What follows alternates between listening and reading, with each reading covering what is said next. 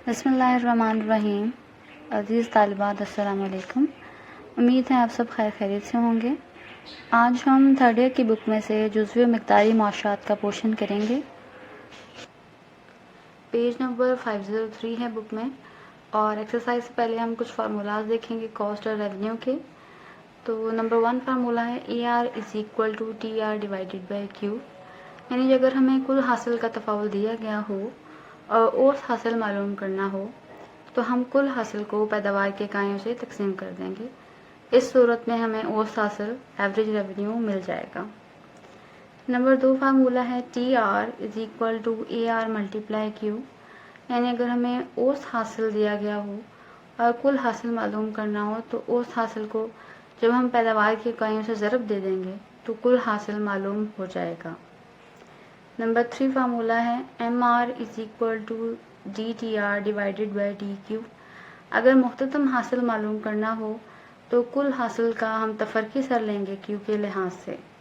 तो यानी अगर हमें कुल हासिल दिया गया हो और अगर हम उसका तफरकी सर ले लें तो हमें मुख्ततम हासिल या MR मालूम हो जाएगा। नंबर 4 फार्मूला है price P is equal to AR average revenue. ये प्राइस जो होती है हमेशा एवरेज रेवेन्यू के इक्वल होती है। कुछ क्वेश्चंस में हमें AR की जगह प्राइस गिवन होगी तो हम इसको रिप्लेस करके आगे प्रोसेस कंटिन्यू कर लेंगे। अब हम लागत के फार्मूले देखते हैं, फार्मूलाज ऑफ कॉस्ट। अगर हमें कुल लागत दी गई हो तो हम औसत लागत कैसे मालूम करेंगे। हम कुल लागत को पैदावार की इकाइयों पर जब तकसीम कर देंगे तो हमें औसत लागत मालूम हो जाएगी।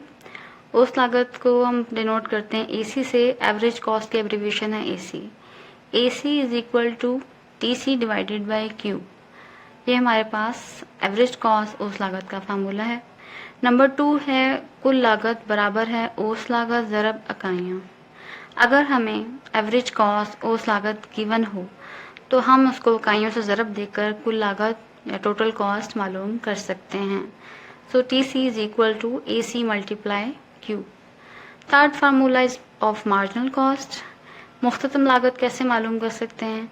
जब हम कुल लागत का तफरकी सर लेते हैं, जब हम TC का डेरिवेटिव लेते हैं तो हमें मुख्ततम लागत मार्जिनल कॉस्ट या MC मालूम हो जाता है।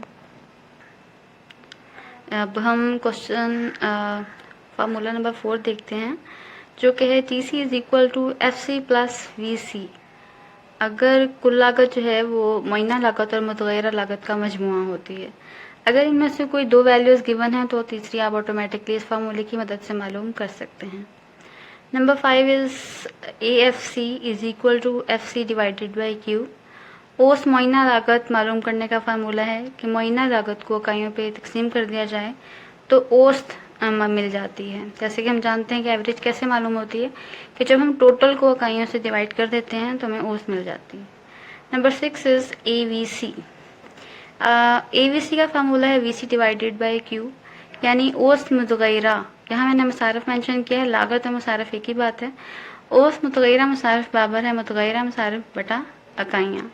यानी जब हम मुतग़य्यरा मुसारफ को इकाइयों से तकसीम कर देंगे तो हमें औसत मुतग़य्यरा मुसारफ मालूम हो जाएंगे। ये सब फार्मूलाज अच्छी तरह याद करने हैं क्योंकि अगली एक्सरसाइज में ये सब हमारे इस्तेमाल में आएंगे। हम एक्सरसाइज की तरफ आते हैं। पेज नंबर 517 है। क्वेश्चन नंबर 4 है। ये हमें टोटल रेवेन्यू दिया गया है कुल हासिल 120Q माइनस 4Q स्क्वायर। हमें मालूम क्या करना है औसत हासिल और मुख्ततम हासिल। तो हम पहले औसत हासिल मालूम करते हैं, पहला पार्ट करते हैं इस क्वेश्चन का। तो हमें गिवन है TR टोटल रेवेन्यू कुल हासिल। तो हम जानते हैं औसत हासिल का फार्मूला है TR डिवाइडेड बाई Q। तो हम टोटल रेवेन्यू को एज इट इज़ लिख देंगे और इस सबको Q से डिवाइड कर देंगे।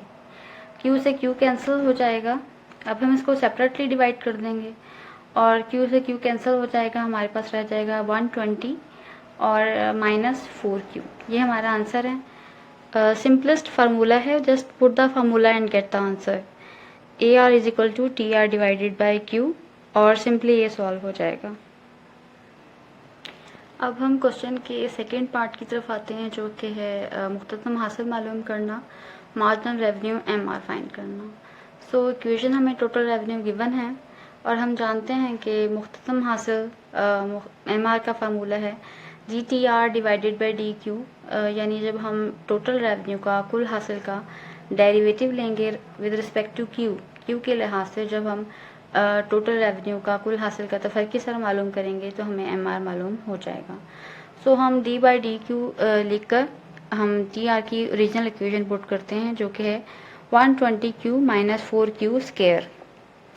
सो अब नेक्स्ट स्टेप में देखिए 120 चूँकि कांस्टेंट है वेरिएबल के साथ, वो एज इट इज़ बाहर आ जाएगा और हम Q के साथ D बाई DQ लिखेंगे, माइनस इसी तरह 4 बाहर आ जाएगा और हम D by DQ Q square का हम डेरिवेटिव फाइंड आउट करेंगे।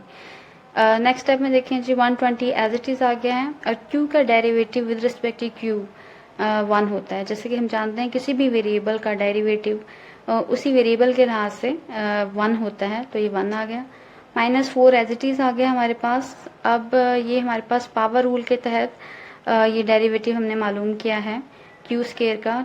2 जो है वो पावर है वो बाहर आ गई है, Q एज इट इज़, और पावर में से एक माइनस कर दिया है, 2 माइनस 1, एक पावर में से हम माइनस कर देंगे।